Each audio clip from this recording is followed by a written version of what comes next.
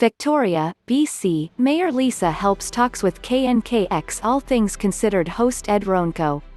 This interview was produced by Geoffrey Redick.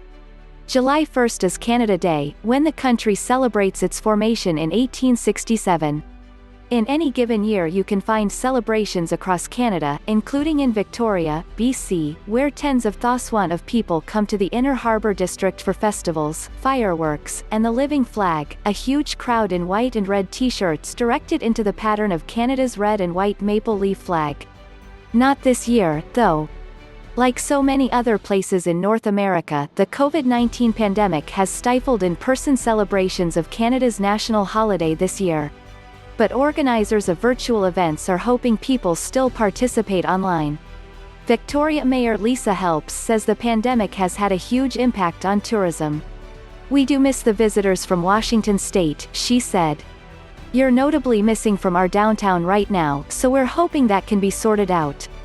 The international border between the US and Canada has been closed to all but essential travel since March, and isn't expected to reopen until at least July 21st. Still, she says British Columbia was particularly careful in how it dealt with the pandemic, and as a result, the impact was far less than it could have been. Some businesses, such as construction sites, were able to continue operating.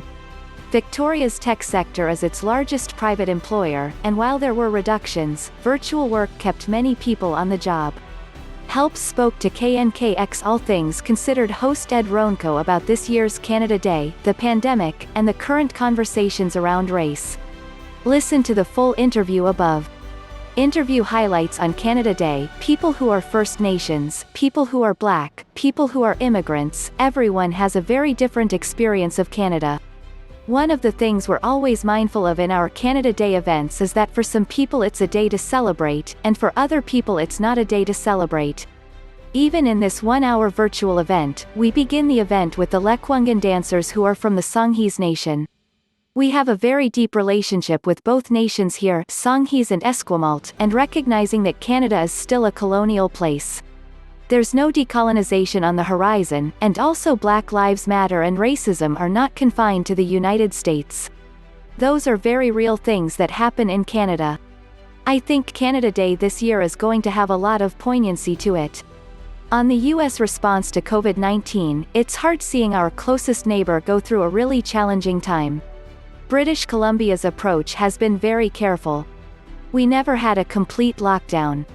Construction sites kept functioning, so buildings kept being built, people kept being employed. But we did it in such a way that we followed all the rules our provincial health officer gave us.